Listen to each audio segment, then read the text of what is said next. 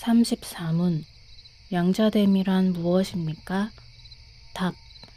양자됨이란 하나님의 자유로운 은혜의 행위로 이것에 의하여 우리는 하나님의 아들들의 숫자로 받아들여지고 하나님의 아들들의 모든 특권에 대한 권리를 갖습니다. 관련 말씀입니다. 보라, 아버지께서 어떠한 사랑을 우리에게 베푸사 하나님의 자녀라 일컬음을 받게 하셨는가? 우리가 그러하도다. 그러므로 세상이 우리를 알지 못함은 그를 알지 못함이라. 요한일서 3장 1절 말씀입니다. 해설입니다. 우리는 효과적 부르심에 따르는 칭의와 양자됨, 성화를 포함하는 여러 가지 유익들에 대해 살펴보고 있습니다. 앞서 소요리 문답 33문에서 칭의를 다루었다면 이번에는 34문을 통해 양자됨에 대해 살펴볼 것입니다. 구원론에 해당하는 웨스트민스터 소요리 문답 29문에서 36문 사이에 하나님께서 구원을 적용하신다는 표현이 직접 나오지 않는 문항은 32, 36문 뿐입니다. 하지만 이 두 개의 질문도 구체적으로 어떤 유익을 얻는지 묻기 때문에 언급이 안 될 뿐이지 전체적으로는 성령 하나님께서 구원을 적용하신다는 기본 전제를 가지고 있습니다. 우리는 이를 통해서도 구원론은 철저히 신본적으로 생각을 해야지 인본적으로 생각해서는 안 된다는 사실을 다시 한번 확인하게 됩니다. 칭의는 죄인의 내면에 일어나는 변화가 아니라 신분의 변화입니다. 칭의는 죄인을 의인이라고 하는 것인데 그 근거는 죄인이 가진 의가 아니라 그리스도의 의입니다. 앞서도 언급했지만 이단 로마 카톨릭은 죄인이 실제로 의로운 상태로 변해야지 어떻게 변하지 않았는데 의인으로 보느냐며 기독교의 칭의론이 법정적 허구라고 비판합니다.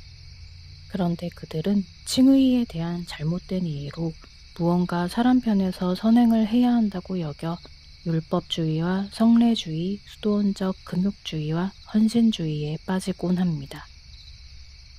칭의가 죄인에서 의인으로의 신분의 변화라면 양자됨은 그 신분의 변화로 인한 환경의 변화를 설명해 줍니다. 자녀로 신분이 변화했기 때문에 그에 따른 환경의 변화를 설명해 줍니다. 자녀로 신분이 변화했기 때문에 그에 따른 환경의 변화가 발생하기 마련입니다. 죄수와 자유인의 차이는 매우 큽니다. 죄수는 죄수 명부에 등재되고 감옥에 갇혀 생활하면서 행동의 제약을 받습니다.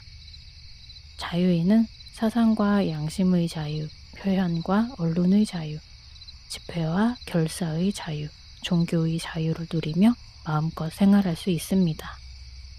칭의는 더러운 걸레들이 쌓여 있는 곳에서 걸레 일부를 따로 구별하여 한 곳에 모아 깨끗한 수건이라고 하는 것과 같습니다.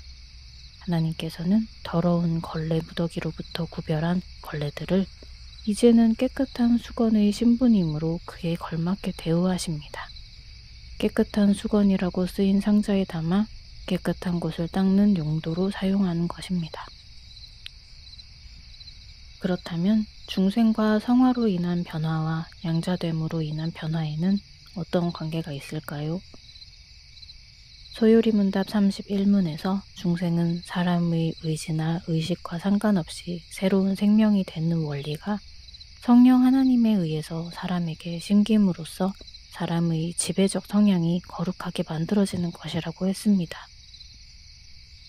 한편 성화는 신자가 하나님의 형상에 따라 전 인격에 걸쳐 새롭게 되는 것입니다.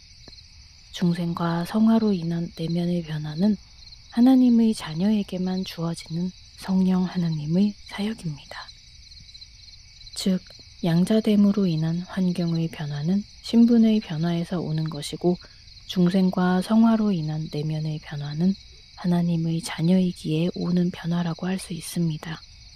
이는 모두 하나님의 자녀에게 일어나는 변화를 다룬다는 점에서 공통점이 있습니다. 하지만 양자됨은 법적 신분의 변화와 관계되고 중생과 성화는 상태의 변화와 관계가 있습니다. 내가 주를 바라오니 성실과 정직으로 나를 보호하소서.